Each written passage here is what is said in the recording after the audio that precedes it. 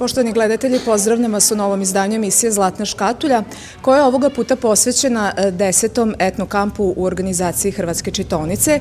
S nama je predsjednica Hrvatske čitaonice Bernardica Ivanković, koju smo zamolili da nam ukratko opiše kako je izgledao ovogodišnji jubilarni etnokamp. Pa i ovaj kao i prethodnih 9 etnokampova bio je obogaćen sa velikim brojem djece, zainteresovane i roditelje koji su bili zadovoljni što su njihova djeca boravili u ovom kampu, a svi skupa smo se družili na različite načine. Imali smo manuelne radionice, kreativno-manuelne radionice kojih je bilo nekih 10-ak, od ovih tradicijskih gdje smo radili sa slamom, u tehnici slame izrađivali smo ramove za slike, zatim ove godine smo učili jednu staru zaboravljeni zanat, a to je šlingovanje. Nadam se da će iz ovoga se izroditi neki novi šlingovi koji će se nositi možda na dužijanci ili na nekim našim okupljanjima. Zatim radili smo razne radionice koje su ekološke i kojima smo htjeli nekako posvijestiti djeci da čuvaju okoliš i da se neke stvari mogu i razraditi, odnosno koristiti još više puta prije nego što ih bacimo, pa smo radili razne svjećnje kod PVC flaša, razne nakite tehnikom mramoriranja od PVC flaša. Pravili smo zatim stolni nogomet sa štipaljkama za veš i starim kutijama za cipele. Zatim radili smo prstenje silikonska sa mnoštvom raznih biserčića, šljokice i tako dalje, nakit i ukrasi za djevojčice kao rajfovi, razni neke broševi, prstenje i tako dalje. Za malu djecu radili smo narukvice prijateljstva koje su oni skupa u dvoje pleli i posle naravno podijelili svakom po jednu. Ono što sad svima u svijetu je aktualno, to su fidget spinneri, radili smo ih u dvije tehnike, jednu neku profi sa drvetom i metalom i onuma ekološku sa čepovima od flaša. Zatim, ne znam da li sam sve nabrojala, ako sam neku radionicu preskočila, neka mi ne zamjere, bilo ih je baš dosta. Imali smo naravno nezaobilazni duhovni program, jer želimo uvijek i zahvaliti Bogu i njega imati u našem životu, pa smo imali i radionicu gdje smo govorili o prispodobi sijaču, zatim smo imali naravno i svetu misu koju je predvodio velečasni Dragan Muhare, a Anita i Nikola Bašić iz Proroka su i ove godine vodili pjevačku radionicu gdje su djeca naučili još par duhovnih pjesama. Zatim smo imali tradicijsko pjevanje koje smo ove godine naučili neke dvije pjesme, šokačku i bunjevačku pjesmu. Zatim imali smo tradicijski, znači oblik plesa, to je folklor, i naravno modern ples koji svi mi volimo da se malo razdrmamo i da se družimo.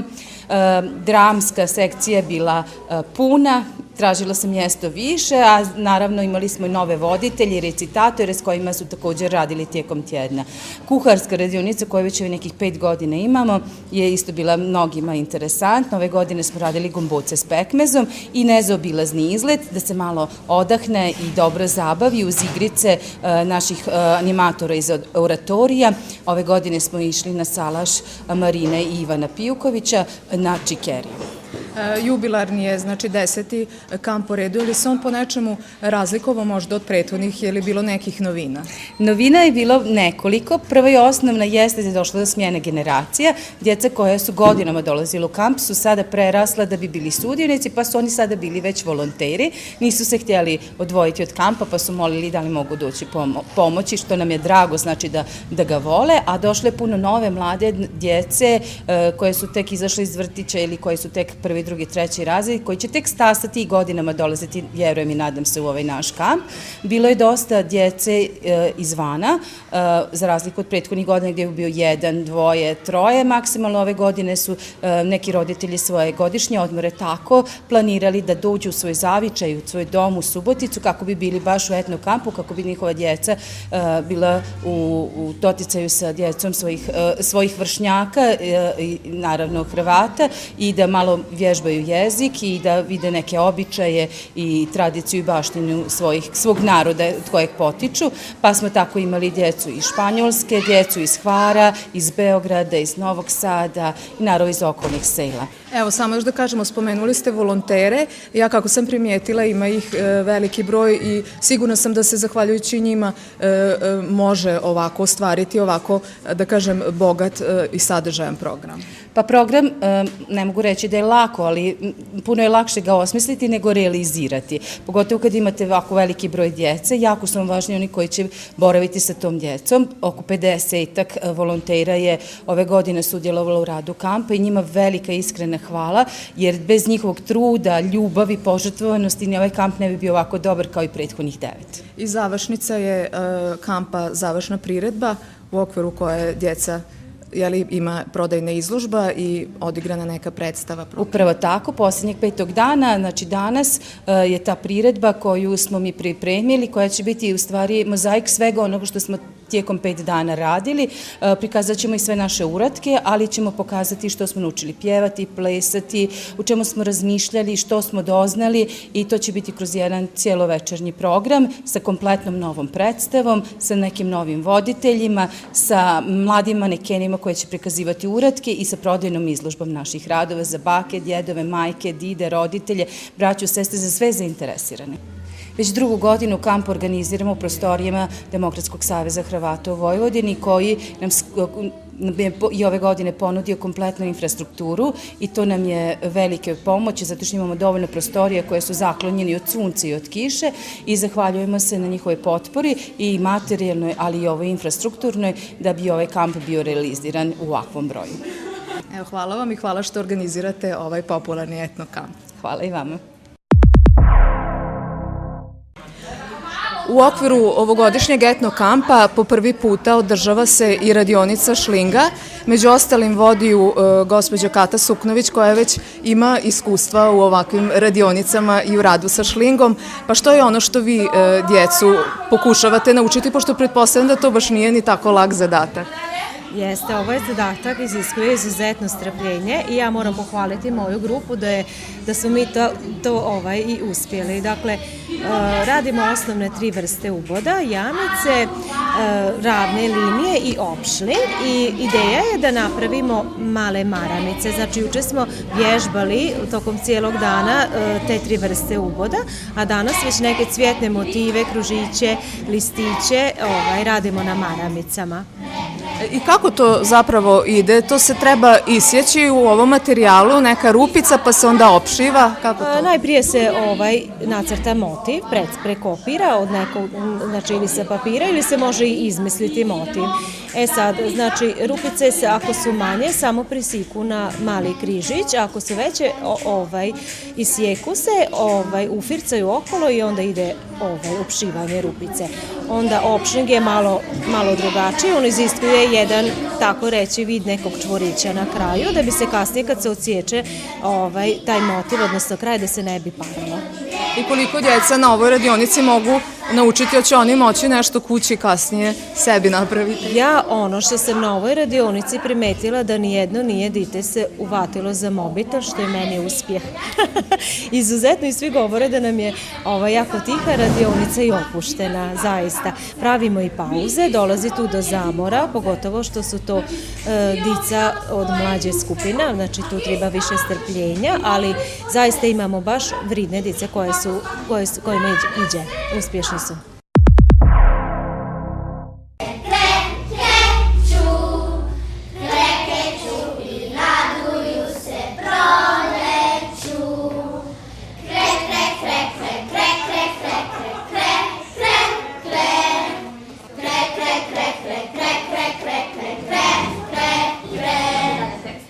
Kada vidimo gospođicu Nevenu Mlinko, onda možemo pretpostaviti da je u pitanju dramska radionica. Jeste li sad prvi put vodite dramsku radionicu u okviru etno kampa ili ste već sudjelovali? Ne, sudjelovala sam već prijašnjih godina i manje više sam bila zadužena za dramsku sekciju, tako da nakon 1 godine pauze, evo me opet u etno kampu i ovoga puta radimo jednu jako zanimljivu predstavicu. Marijana Kiša, Žabac Kreka. koja govori o tome da trebamo biti sretni i zadovoljni onakvi kakvi jesmo i da to trebamo prihvatiti, a ne kao naš žabac kreka da želimo postati čovjek i netko drugi, ne bili smo se svidjeli.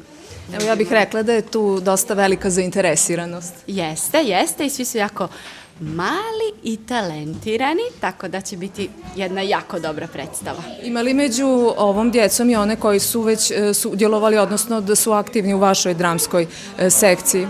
Ima nekoliko njih koji već su glumili i kod mene, ima nekih koji su već i prije glumili negdje drugde, a ima i oni koji prvi puta sada glume, tako da je šarenolika skupina. Evo, pitat ćemo ovu jednu djevojčicu koja se javila. Kako se zoveš? Ja se zovem Lea Vojnić-Burčar, I zbog čega ti voliš ovako ove dramske sekcije, radionice? zato što mi je zabavno i zanimljivo. I koju ulogu imaš u ovoj predstavi? Imam ulogu naratora. U kojim predstavama si do sada igrala i što si bila? Pa igrala sam dosta predstava. I što si igrala? Što si bila? Pa princeza i još nešto. Jesi ti prvi put?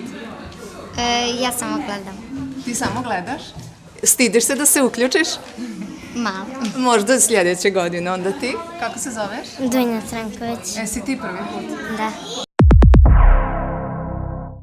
Jednu od radionica vode Nataša Stipančević i Danijela Matatić, pa evo, recite nam kako je ova radionica, što se ovdje izrađuje?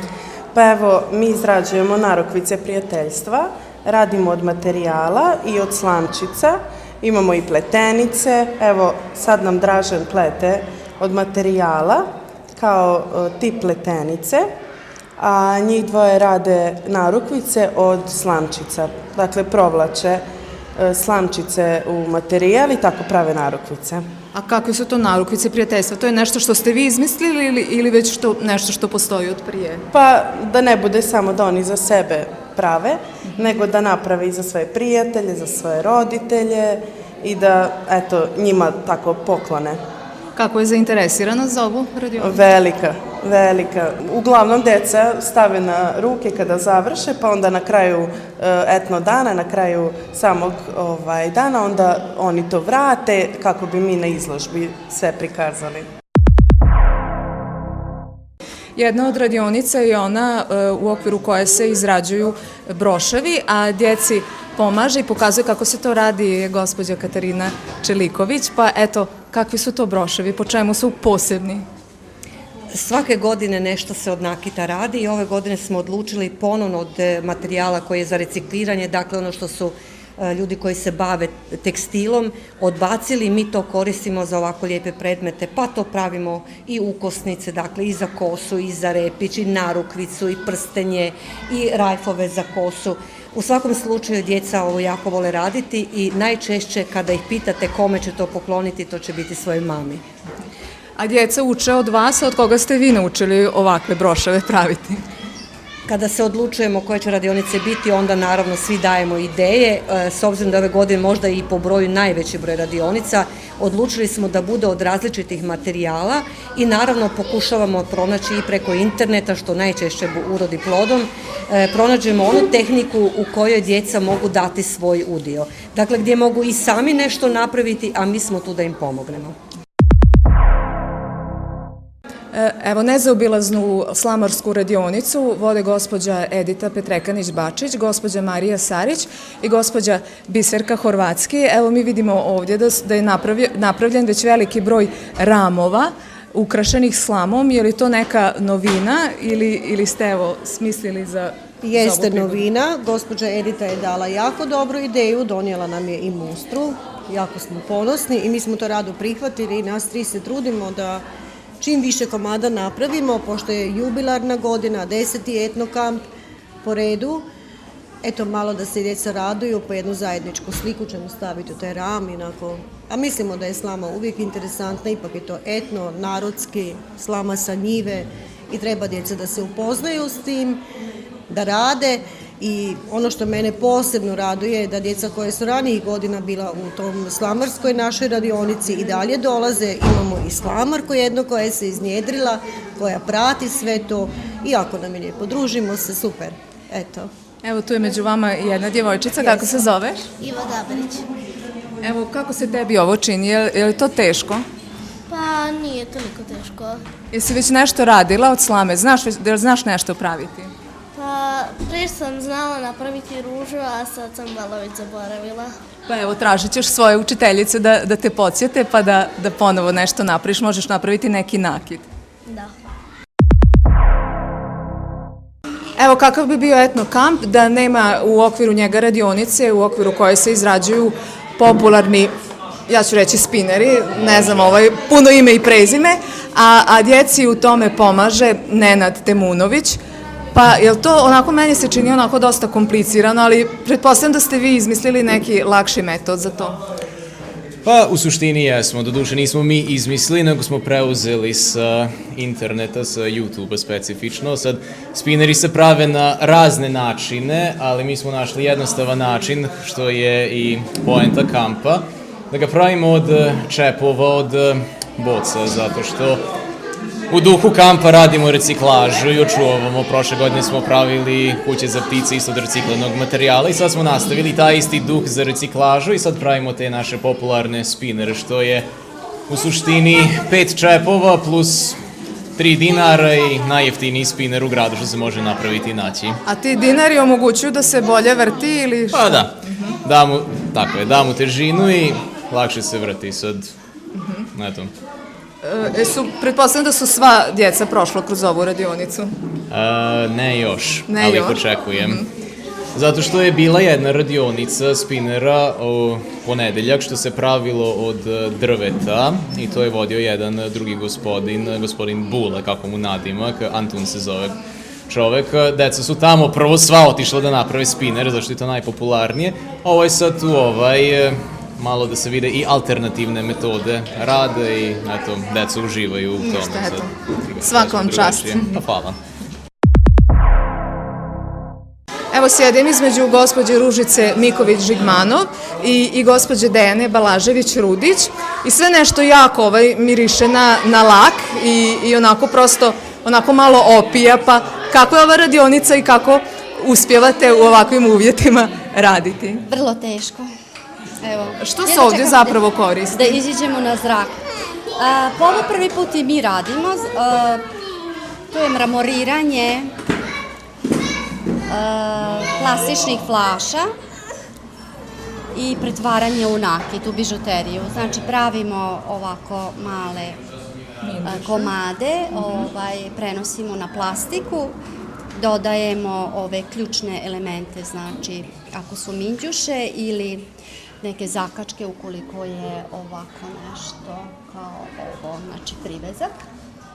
I eto, to je to. Pa to izbilje jeste nešto novo, ja do sada nisam tako nešto vidjela, znači tu imamo minđuše, pa kao neki broševi. I kakva je bila zainteresiranost djece? Pa ovo je hiperprodukcija, znači ne znamo šta ćemo sa ovom količinom, verovatno ćemo nešto morati pokloniti ukoliko se ne proda, ali mislim da će se prodati. Pa da, biće jagma sa ovim stvarima.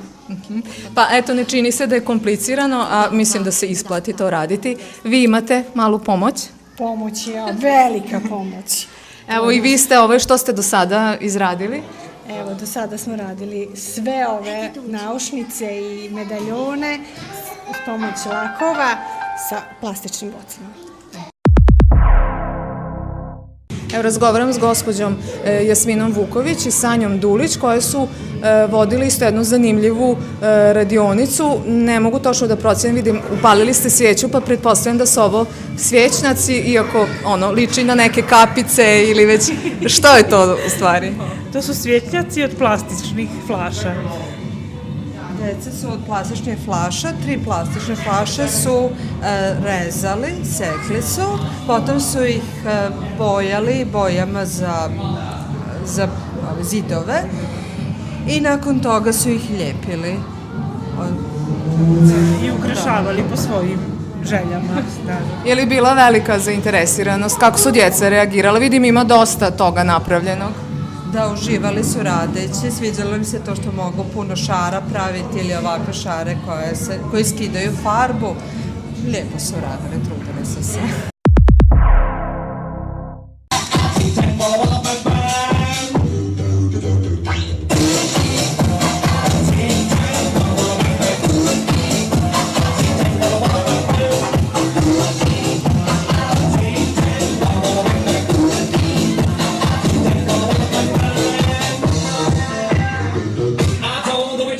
doctor I was in love with you.